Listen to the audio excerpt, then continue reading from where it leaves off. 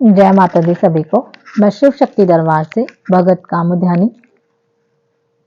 सभी बच्चों पे शिव शक्ति का आशीर्वाद बना रहे, सभी जीवन में तरक्की करें, सभी बच्चे मेरे सभी साधना में सफल हों।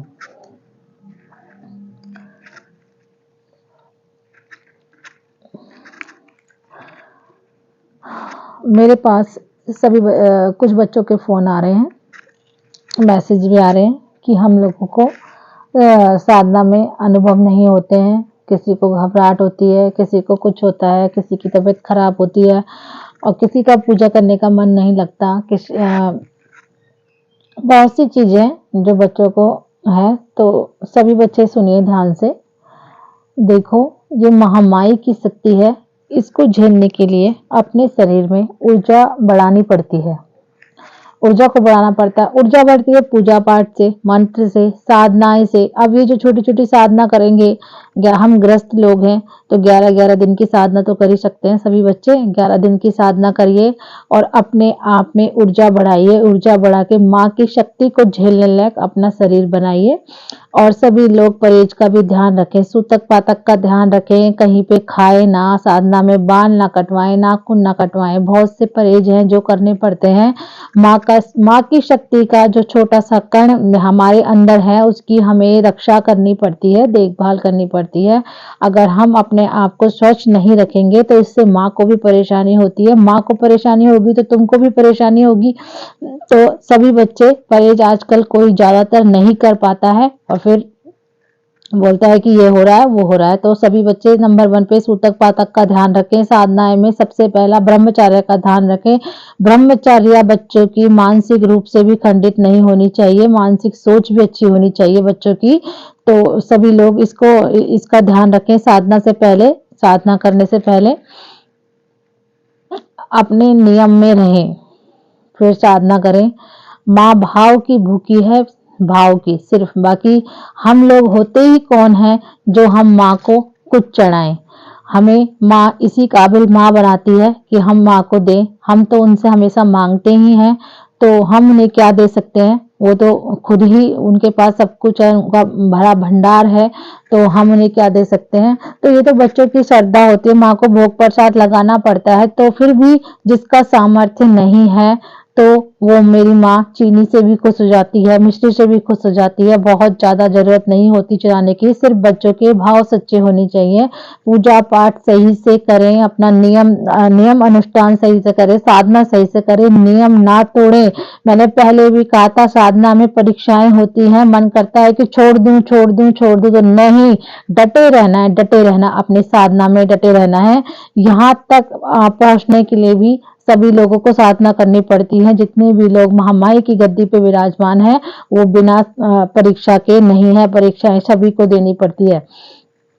तो परीक्षाएं तो होंगी और अपनी ऊर्जाएं बढ़ाएं। तो अपने आप को खुशकिस्मत समझिए जो परीक्षा दे रहे हैं मेरी महामाई की और मेरे बाबा की। खुशकिस्मती होते हैं वो जो परीक्षा देते हैं। तो हर चीज में पॉजिटिव सोचिए, पॉजिटिव सोचेंगे तो सब अच्छा होगा। तो अपनी ऊर्जा को बढ़ाने के लिए, जैसे जिन बच्चों में ऊर्जा की कमी है वो परेशान हो जाते हैं, तो थोड़ा बहुत तो परेशानी या बीमारी हो ही जाती है। और साधना में माँ परीक्षा भी लेती है, तो सभी घबराएं नहीं और साधना में डटकर खड़े रहें। सब ठीक हो जाता है, सब ठीक हो जाता है। बस माँ थोड़ा सा परीक्षा लेती है कि बच्चा क्या करेगा। देखो, इतना आसान नहीं है माँ और बाबा के करीब जाना। बहुत ज्यादा पूजा पाठ ऊर्जा बढ़ानी पड़ेगी सभी लोगों को। तो सभी लोग अपनी साधना में ध्यान दें, चिंता ना करें। ये चिंता का समय नहीं है, ये माँ और बाबा को समय देने का समय है।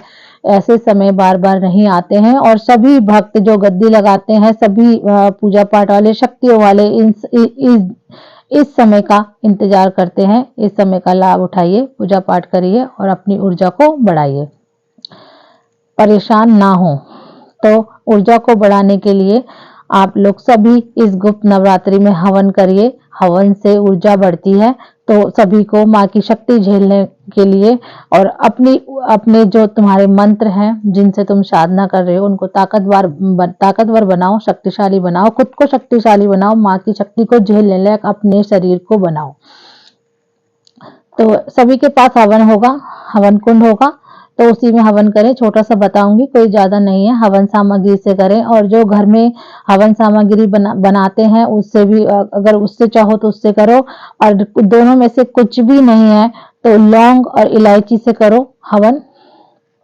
तीनों चीजों से, हवन सामग्री से भी कर सकते हैं, घर में जो हवन सामग्री बनती है उससे भी कर सकते हैं। अगर चाहो तो मैं बताऊंगी घर में हवन सामग्री कैसे बनती है, एक ही वीडियो में, बहुत लंबी वीडियो हो जाएगी, तो इसमें मैं आप लोगों को हवन बताऊंगी। सभी लोग हवन करेंगे। हवन कुंड में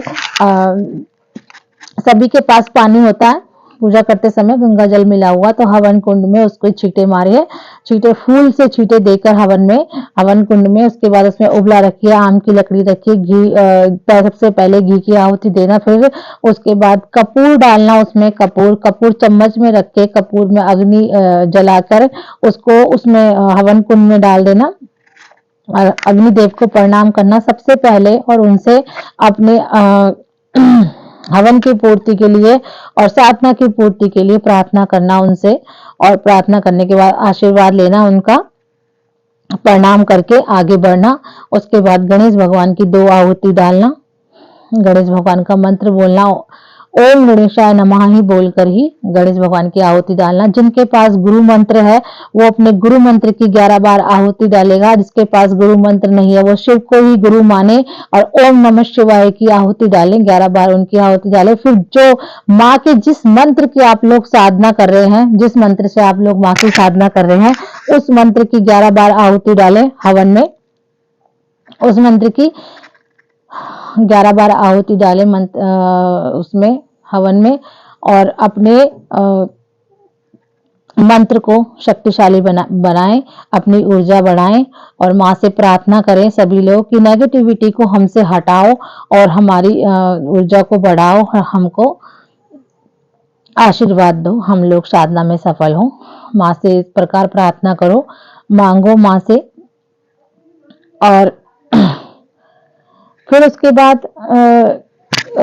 बाद इतनी आहुति देने के बाद फिर आप जो मंत्र से, जिस मंत्र की साधना कर रहे हैं उससे 108 बार भी आहुति दे सकते हैं, 11 बार भी दे सकते हैं, 21 बार